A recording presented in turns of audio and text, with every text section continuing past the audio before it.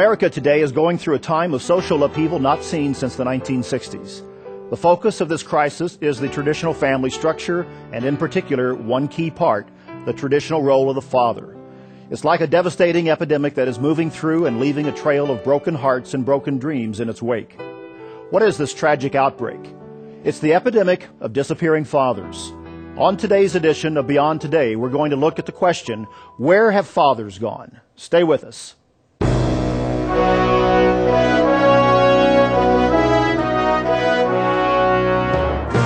Join our host, Darris McNeely, and his guests as they help you understand your future on Beyond Today. What are your memories and thoughts about your father? Did you understand him? Did you appreciate him? Did you know him? Regardless of the quality of his parenting, you were probably better off for having him than you realize. Preparing for this program on fathers has brought back memories of my father. His name was Lloyd McNeely. He was born in 1921, the son of a farmer, in a large family, the second of 13 children. They were poor, but they had a lot of love. Two events defined my father's life. The first was the Great Depression of the 1930s.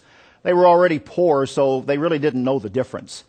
He only got through the 8th grade of schooling. He had to go to work to help his family.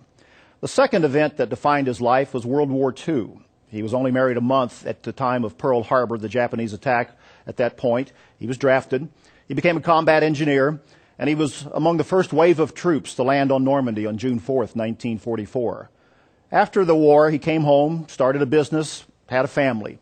I grew up working beside him in that business. Now, my father and I were of different generations. He was of the Depression era. Me, I was a child of the 60s. There were conflicts at times, and there were challenges, just like every other family. At times, I might have wished that my dad was a bit different and perhaps like other dads that I had in my mind. And yet, like all dads, there's ways that he could have been better.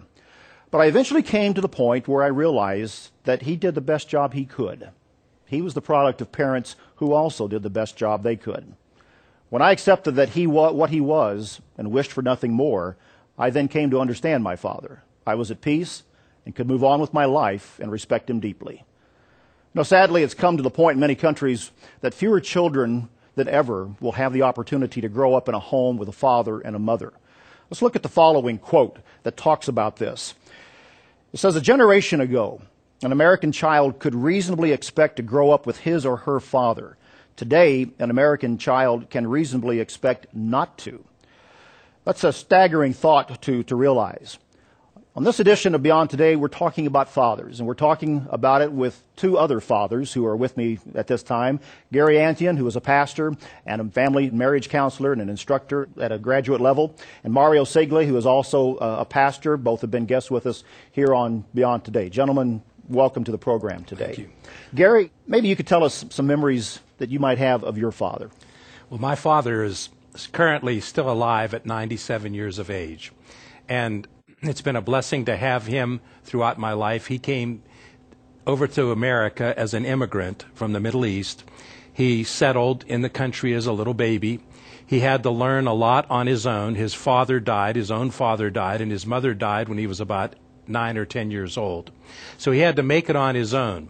And one thing I remember about my dad is that my dad set such a wonderful example of hard work, and my dad had a very strong ethic for what was right, taught us not to lie, not to cheat, but to stand for that which was right. He was also fun. I remember him getting down and playing croquet with us, and just in general being fun to be around. He loved us. I still go home now.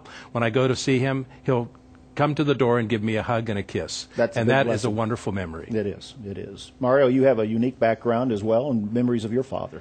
Yes, I do. The United States truly is a melting pot.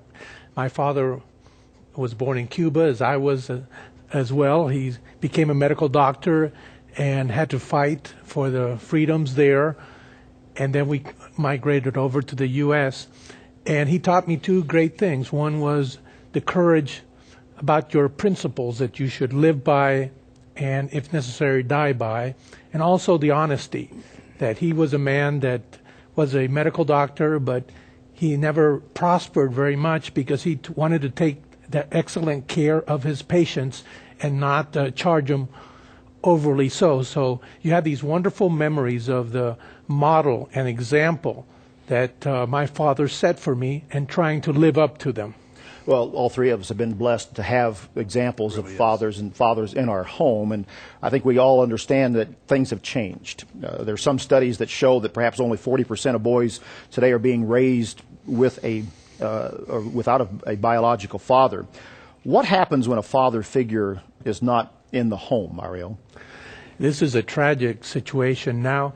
Can you imagine that in 1960, this was a very minor problem?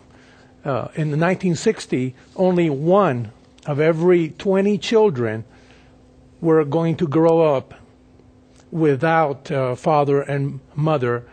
And today, it's virtually 1 out of every 2 children are going to grow up without their biological father and mother. So this is a tremendous impact on society. It is causing very deep and very troublesome problems in society.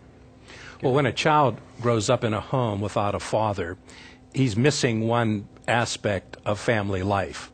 It took a father and a mother to produce a child. Right. He's not getting the complete package, and there will be consequences as a result of that. Where have they gone? Is this something that's just been generated by the media and more attention to this type of a subject? Where exactly have the fathers gone?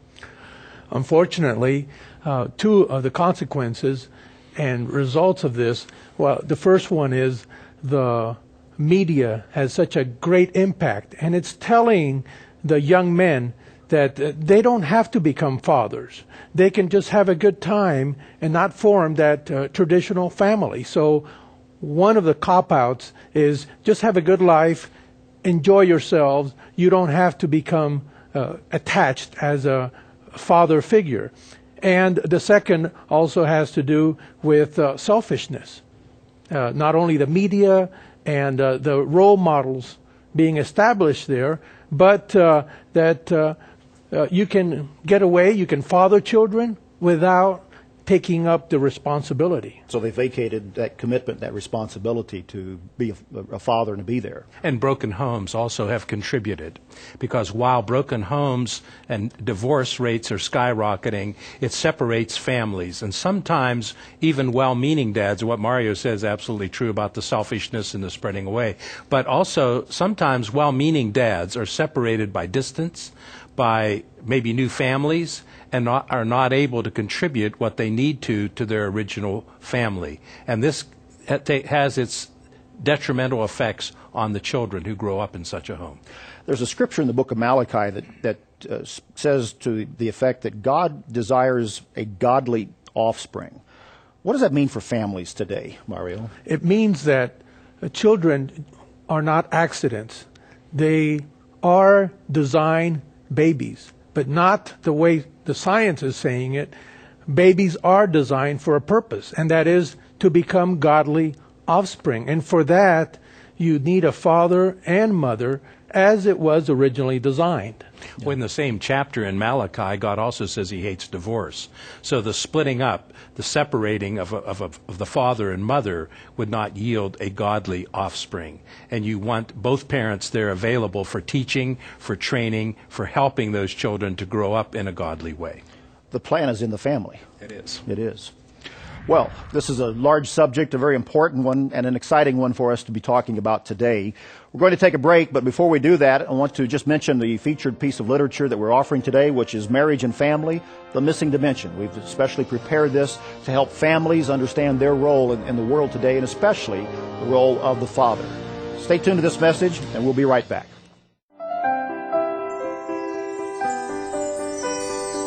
Happy children and successful marriages don't just happen.